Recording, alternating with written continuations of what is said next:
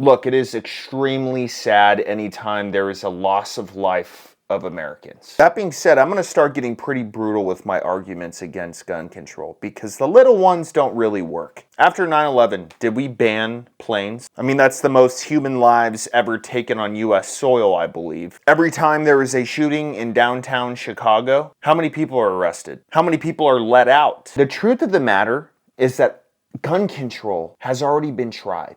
It's been tried time and time again. And in cities where there is the most shootings, violence with guns, there is the strictest gun control. Chicago being one of them. How do you explain that? Seriously, the people who are like, oh no, we need gun control. How do you explain that? Do you think banning weapons is just going to be like, oh, okay, well, now all the people who are already committing crimes, who don't care about going to jail or losing their life, now they're just going to give up their guns too. We need to go in the opposite direction. It's very simple. Stop restricting Americans and empower them. You understand? Now, the reason why I'm saying this is because there's a representative from Maine named Jared Golden who got on live TV and apologized for opposing what they call an assault weapons ban. And I gotta say, this speech is sickening, and I really challenge its validity. Is this dude paid? Now, while we're talking about our rights being stripped away, unfortunately, a big thank you to Attorneys on Retainer for sponsoring this video. When you think of being legally covered with your firearm, what do you think of? Well, the industry has taught us, well, you need firearm insurance. Unfortunately, insurance companies aren't allowed to insure criminal acts, meaning that if you were charged with a crime, some woke DA charge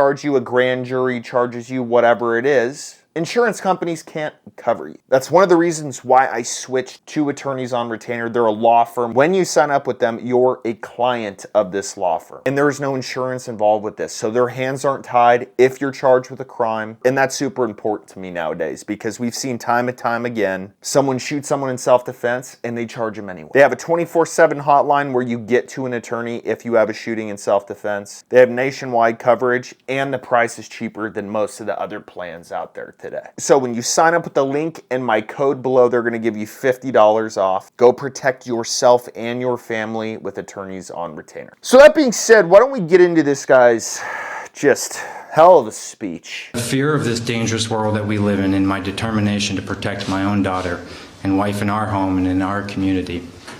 Because of a false confidence that our community was above this and that we could be in full control among many other misjudgments.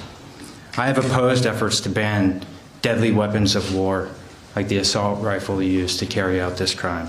Look, I can understand you wanting to take ownership of this situation, but the ownership should sound like this. Why were there not more armed people around? How was this dude able to go into a restaurant, a bar, whatever it was, and shoot this many people and no one there was armed? How was this guy able to leave? Guns are loud, so probably 3-4 streets over heard something. How is it no one in the radius of that restaurant or bar, no one was armed, or no one said, you know what, I better get over there and see what's going on? That should be how you own this. I have failed because the people in my city, they're either scared to be armed for legal consequences, or they have a false confidence, like you said, in police showing up and getting the job done in a timely manner, or they just don't care. Oh, someone else will handle it. But no, instead you went the way of, oh, the weapons of war. You calling it a weapon of war. It's like saying Tom Brady is a pretty good shortstop. Won 7 World Series.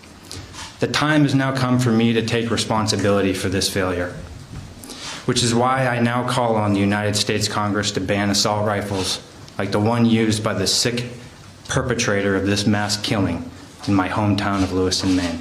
You know, honestly, I'm starting to think that these speeches, whenever a mass shooting happens, are just cop-outs. They're simply cop-outs, right? Because the original thought of government is having government in place to protect the citizens, right? Why is it never, you know what, we failed our citizens? This guy came in, shot a bunch of people, and the police didn't show up until 10 minutes later and he's gone. We have failed our citizens. We need to make a change. We either need to hire more or we need to arm more people. Why is that never talked about? Why is that never said? It's always, you know what, the answer is just to ban one kind of weapon And then the crazy people will be like, well, because I don't have this one weapon, I can't do this anymore. It's a joke. If you really want change in this country, turn your brains on. When you go through math class as a kid and you try to solve a problem 10 times and you get it wrong every time, but every single time you're solving it the same way, pretty soon your teacher's going to be like, hey, dude, maybe try it a different way. Maybe. Or you can just sit here and continue to waste your time.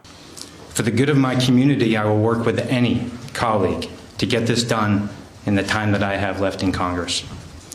To the people of Lewiston, my constituents throughout the 2nd District, to the families who lost loved ones, and to those who have been harmed, I ask for forgiveness and support as I seek to put an end to these terrible shootings. Blah, blah, blah, blah, blah, blah, blah. I've never had a family member or someone close to me killed in a situation like this. But let me tell you, if I did, I don't want this. I don't want, I'm sorry and I need your support. No, f off, dude.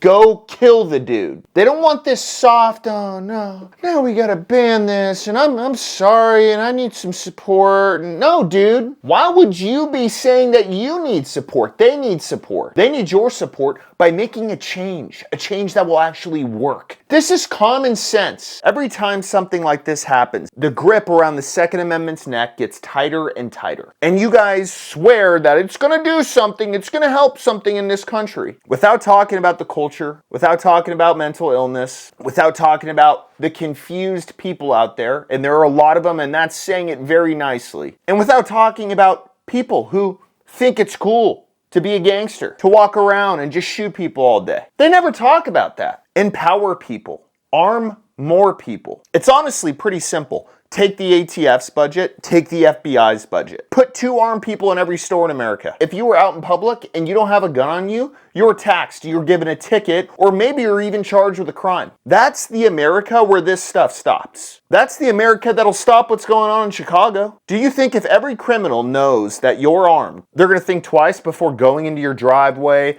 following you home from a bank, trying to carjack you? Do you think they're going to think twice? Look, think what you want about our law enforcement, but they don't get to calls quick enough. They can't. Shootings happen in a millisecond. Somebody can walk into a store and just bury everyone there within 5 minutes. Oh, you don't like it? You don't like carrying a gun? Get the f*** out of the US then. Go to Germany, go to Ukraine, go to somewhere where it's crazy gun laws and you can be this fairy that you're trying to be here.